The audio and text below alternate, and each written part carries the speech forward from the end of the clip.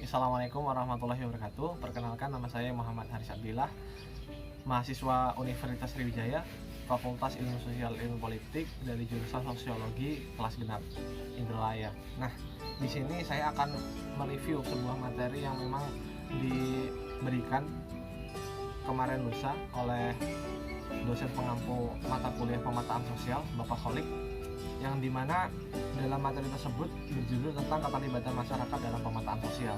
Sebelum saya menjelaskan langkah-langkah bagaimana keterlibatannya masyarakat untuk melaksanakan pemetaan sosial, saya akan membahas sedikit tentang pengertian pemetaan sosial. Ini proses penggambaran masyarakat yang sistematik serta pengumpulan data informasi mengenai masyarakat yang di dalamnya mencakup profil dan masalah-masalah sosial serta potensi-potensi yang ada di dalam suatu daerah tersebut.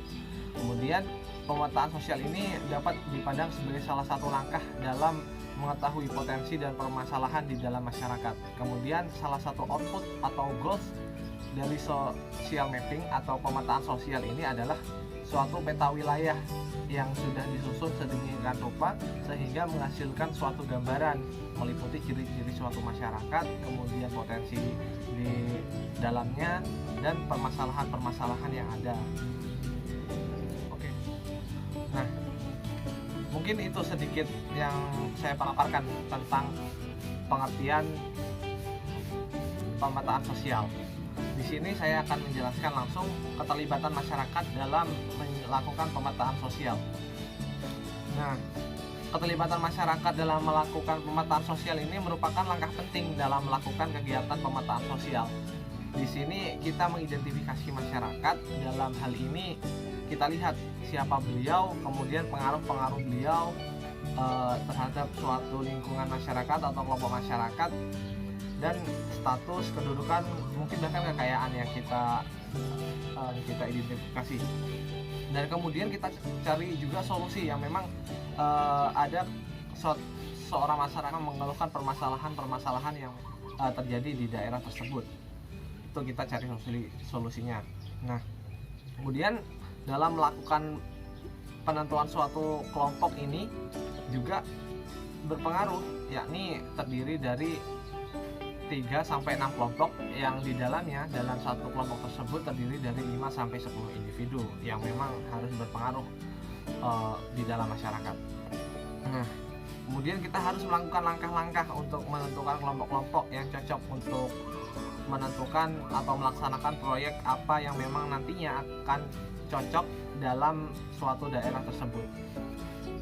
Yang pertama, saya akan jelaskan bahwa menentukan komunitas terlebih dahulu itu penting. Maksudnya kita memilih kelompok-kelompok yang berpengaruh dalam proyek tersebut, nantinya kita ambil.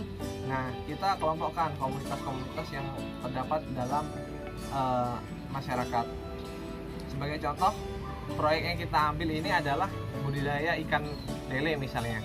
Nah, yang memang cocok untuk daerah tersebut. Di dalam pembudidayaan ikan lele diusahakan untuk mencari kelompok-kelompok yang memang didominasi oleh bapak-bapak ataupun kaum laki-laki yang dimana lebih lihai untuk mengelola budidaya ikan lele.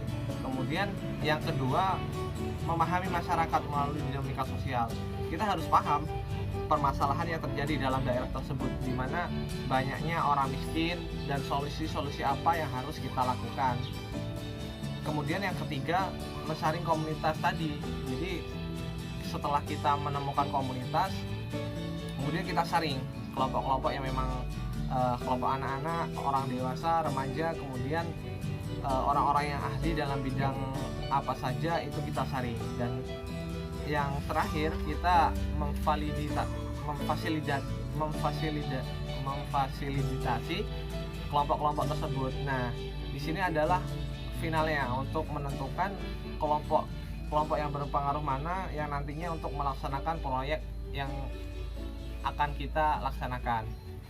Nah, mungkin sekian sih penyampaian dari saya, kurang lebihnya saya mohon maaf. Terima kasih kepada Bapak Kholik selaku dosen pengampu pemetaan sosial. Wassalamualaikum warahmatullahi wabarakatuh.